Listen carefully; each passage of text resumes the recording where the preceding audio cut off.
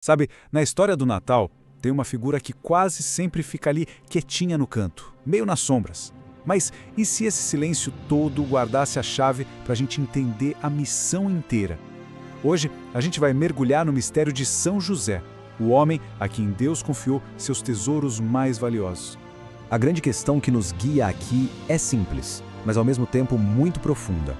Como é que um carpinteiro de uma cidadezinha pequena virou o guardião do Redentor do mundo? Se prepare, porque essa não é a história de um mero coadjuvante.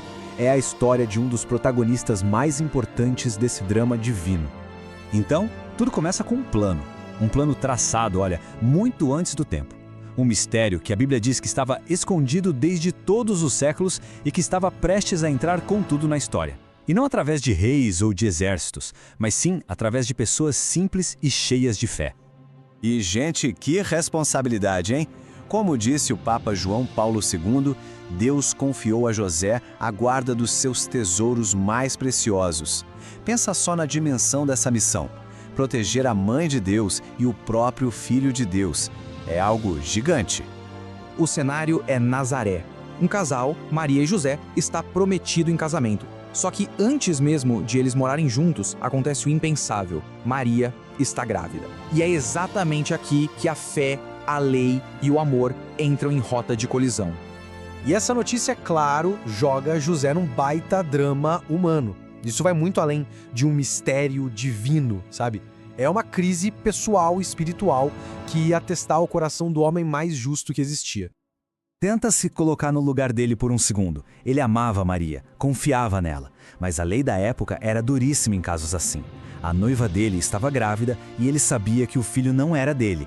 Era o maior teste que a fé, a justiça e o amor dele poderiam enfrentar. E é aqui que a primeira decisão dele mostra tudo sobre o seu caráter. Como um homem justo pela lei, ele deveria denunciá-la. Mas o amor que ele sentia por Maria o fez escolher um caminho totalmente diferente. Ele resolveu se divorciar em segredo para proteger ela da vergonha pública e muito provavelmente até da morte.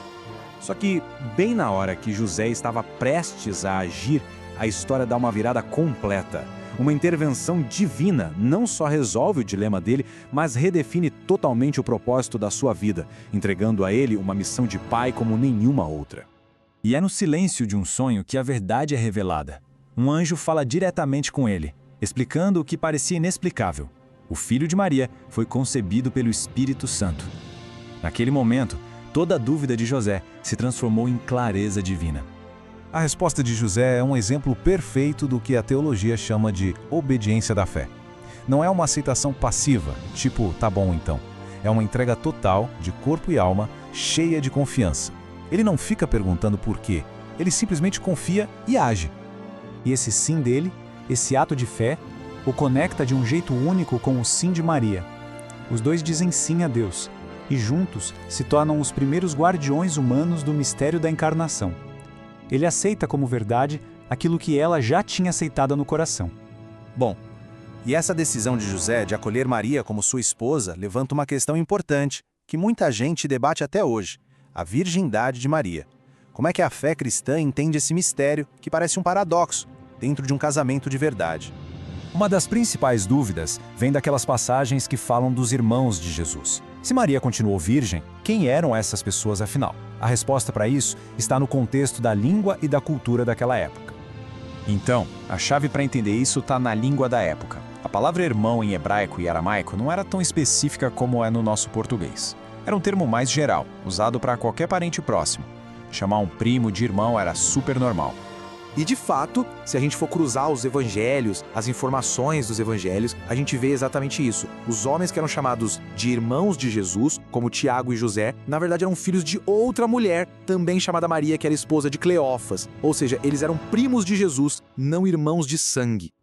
Ok, mas e aquela outra passagem? Aquela que fala que José não a conheceu até que ela deu à luz. Algumas pessoas leem isso e pensam, então eles tiveram relações depois. Mas o jeito que essa palavra, até, é usada na Bíblia, mostra outra coisa. Para entender isso, a própria Bíblia nos ajuda com uma comparação. No livro de 2 Samuel está escrito que uma mulher chamada Micol não teve filhos até o dia da sua morte. Isso não quer dizer que ela teve filhos depois de morrer, certo? Seria impossível. Da mesma forma, a palavra até ali no Evangelho só serve para reforçar que Jesus nasceu de uma virgem, sem dizer nada sobre o que aconteceu depois. Mas a fé de José não foi só acreditar e pronto, né? Ele se tornou um guardião ativo, um pai que mostrou sua obediência em ações bem concretas de cuidado, de proteção e de um amor que nunca se cansava. Vamos pensar nas atitudes dele.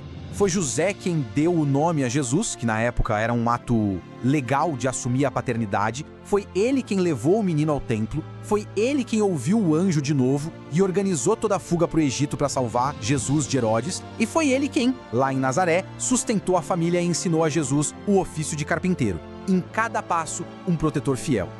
Beleza. Então, no fim das contas, qual é o grande legado que José nos deixou? O que fica de mais importante da vida desse homem tão justo e tão silencioso? Uma das coisas mais incríveis sobre José é que não tem uma palavra sequer dita por ele registrada nos evangelhos. Nenhuma. Mas o silêncio dele não é um vazio de jeito nenhum. É um silêncio cheio de atenção, de escuta, de ação. As atitudes dele falaram muito mais alto que qualquer palavra. Então, o legado dele é um verdadeiro mapa de virtudes. A humildade de aceitar um papel que era central, mas super discreto.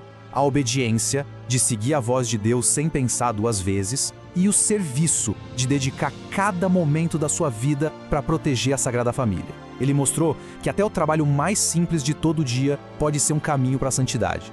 E tudo isso nos leva a uma reflexão final, né? Num mundo como o nosso, tão barulhento, tão focado em aparecer, em se promover, o que a gente pode aprender com o silêncio e o serviço de São José? De que forma praticar um amor mais humilde, mais discreto, longe dos holofotes, poderia transformar nossa realidade hoje em dia?